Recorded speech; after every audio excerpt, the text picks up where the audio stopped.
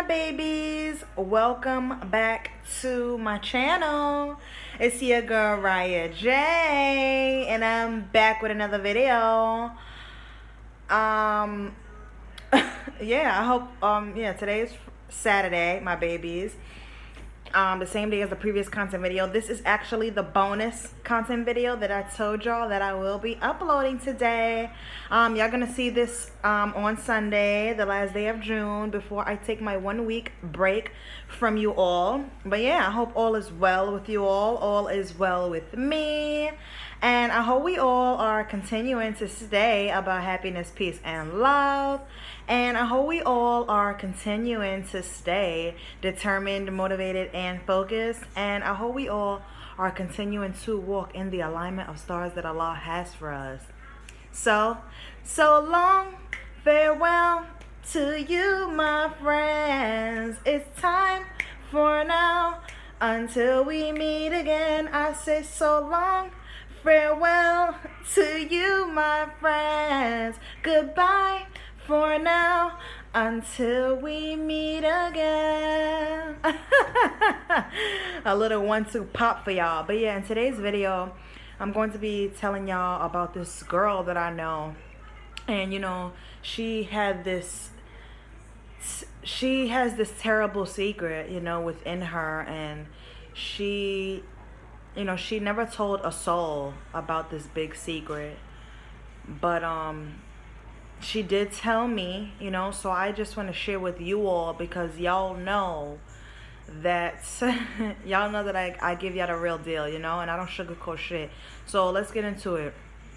This girl, right, she was working at this job, and she was working in a career field where it was mostly men, so she was like one of the very few females in the career field in which she worked, and then especially at the job site and where she worked, this young lady, she was the youngest, the beautifulest, the kindest, the sweetest,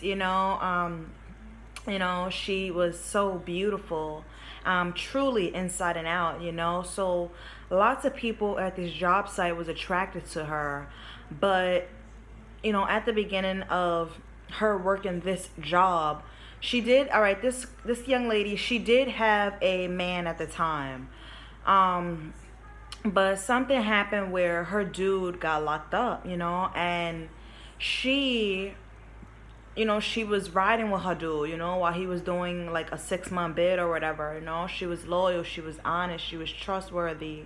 And, she was the type, like, to tell, like, she never dated like, as some would say, like, jailbirds, like, and basically that's a guy that's, has done time or he's in and out of jail. She would always tell a guy, if a guy wanted to date her, like, listen, I don't do guys that go to jail and, that are in and out of jail, because, she needs a man that is physically present, physically there, mentally, emotionally, financially, just being there as a man should be, not locked away in a jail cell, so she never dealt with a guy that, had like jail experience, so, but she decided, she fell in love with her man, that was doing the time. And, she wrote it out with him for like 4 months. And then, as time goes by, she starts to question herself. Like, she starts to question, like, can I really hold down this guy while he's doing this time? Because, although she misses her guy and she loves him, and, she also has needs and wants, so there was this one particular guy at her job, and he started to show attraction towards her. And excuse me. And at first she was playing like hard to get, she was trying to hold her composure and, not give these guys her attention, strictly just go to work and do her job, regardless of who was attracted to her or not, but the attraction was mutual at the end of the day, and they shared some kind of chemistry. And one day they was both working the same shift, and she actually They was, excuse me, y'all, my throat. The fuck. They was working the same shift, and that, so that means that they got off at the same time, so they started talking, like, and they decided to go back to his place and hang out. And that night she actually had sex with the guy, her coworker. And it wasn't something all serious. It was really like just a night of fun. They both had worked hard that day, and the attraction was, and the chemistry was mutual. So they both decided to go back to his place and have a little rendezvous. So that happened, and she didn't regret it, and life went on. So obviously at the job site things became really awkward for her, because now you have this like sexual connection with this guy.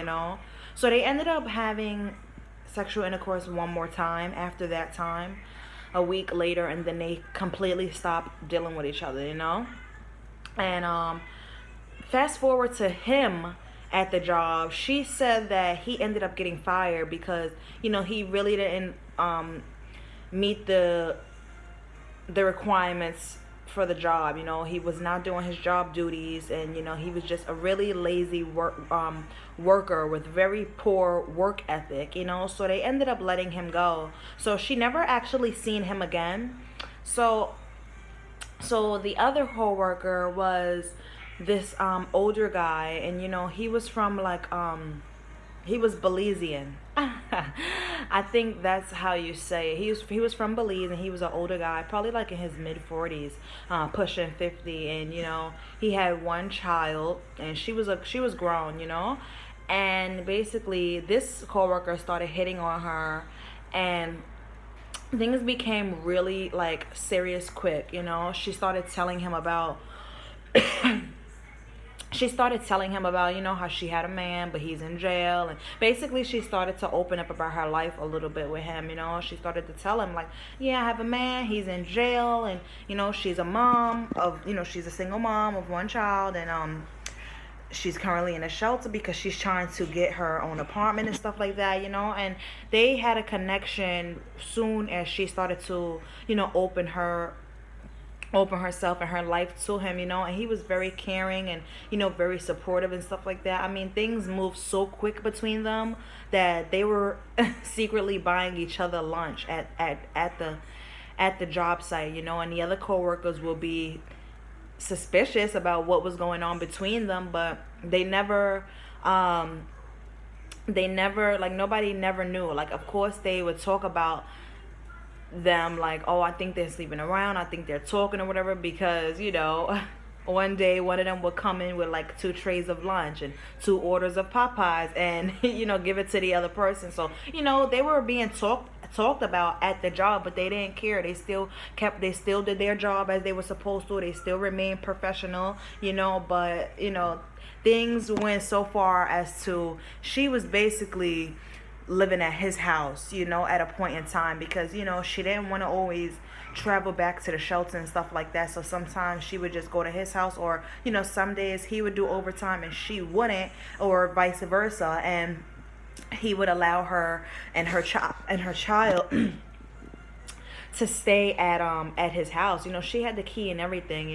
He really was there for her. Y'all know that her dude was in jail, so of course she needed somebody to be there for her.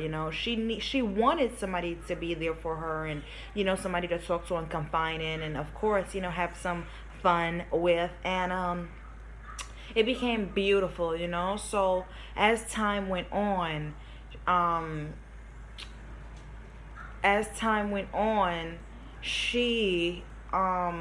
he was trying to like be in a serious relationship with her, but she knew that at the bottom of her heart she still loved her man, but it's just that he was away in jail at this time. So she kept her boundaries. Like, she was like, I like the vibe and I like how things are right now, but they can't go further at the moment. Like, I'm in a relationship. Like, her man would call her and she would literally be at his house, and she would like tell him to like be quiet and stuff like that. He's like, what, her man would be like, what are you doing?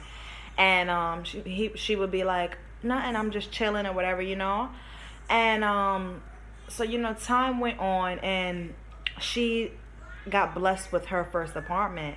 And so he helped her like put a few pieces of furniture together, put some curtains up.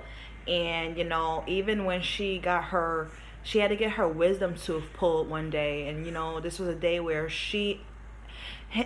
where he and her, where they both was off of work this day. So he was at her place, her new place. And she needed to get her one of her wisdom tooths pulled. So he was like, don't worry, I got the baby and stuff like that. And she was very cautious with who she allowed to be in her daughter's life and be around her daughter and even watch her daughter, even for something like to go to the store real quick, because she's a single mom. And then also she had a lot of like childhood trauma and childhood hurt, pain, and insecurities in her life. So she just didn't really trust people with her kid. And for her to trust someone with her child, that's like a big step. So but he assured her that obviously she knew that he had a daughter and stuff like that. So she was like, all right. So he watched her child for like 2 hours while she went to go get her wisdom tooth pulled. And it was a really beautiful thing. And so fast forward to this particular night. This probably was like a month later after that, and she was at work, and this new guy started working at the job. And I guess it was the replacement from the first guy that she had slept with, the first coworker. And he came in, and he was cool. He was cool. At first, like, they didn't really speak and stuff like that. She just put him on to the ropes of the job and stuff like that. But after a while, their friendship started to grow closer. And this particular night, she invited him over to her house. So they went to go pick up her daughter, because her daughter was at the babysitter. So they went to go pick up her daughter, and then they went back to her place. So she put the baby to bed in the baby's room, and she had a good night with this third coworker, but not knowing that the second guy, the Belizean guy, he would be knocking on her door this particular night. And it was crazy because they was having like disagreements, her and the second coworker, the Belizean guy. So they wasn't really communicating every day, like at work, or at work, in person, or texting or calling. They wasn't communicating consistently as they used to. So especially that she had got her apartment now, and not that she was using him or anything. It's just like she now has that personal freedom that she's always dreamed of, from living in people's houses and the shelter and all of this. She now has her own place to call home for her and her child. So this particular night, she invited the third coworker, the new coworker. She invited him over to her place, and they was smoking, and they was chilling and vibing and laughing. And before they had got intimate that night, somebody knocked on her door. And it was like 2 a.m, and it was like boom, boom, boom, boom, boom. So she is automatically startled, because you banging on my door like you're the police. But when she looked through the peephole, it was the second guy that she was talking to, the second coworker. And obviously she couldn't let him in because she already had company. And not only that, she did not speak to him all day. So what are you doing pulling up at her crib, unannounced? And he was drunk and belligerent outside of the door. Let me in, let me in, let me in. And she was like, no, like, I didn't tell you to come here. I didn't tell you to pull up. Why are you at my house? So, he felt the type of way. He started acting belligerent, and you can obviously see that he was drunk. So he stood outside the door for like 5 minutes banging on her door. And, she was so embarrassed because at this point, you're not only knocking on my door and my kid is asleep. And, it's not the time for that. I didn't invite you over. Why are you pulling up to my crib? But you're also causing a disturbance inside of her apartment building, and her neighbors and stuff. You're probably waking up her neighbors, and it's just too much. So the bottom line is the second guy banging on the door actually left, cursed her out. He was like, fuck you, bitch. And he left. And then basically they stopped fucking with each other because he couldn't get over that. And then her and the third coworker, they actually ended up having sex that night and had a good night. So that is the story of 4 coworkers, 3 guys, 1 girl, and 1 C.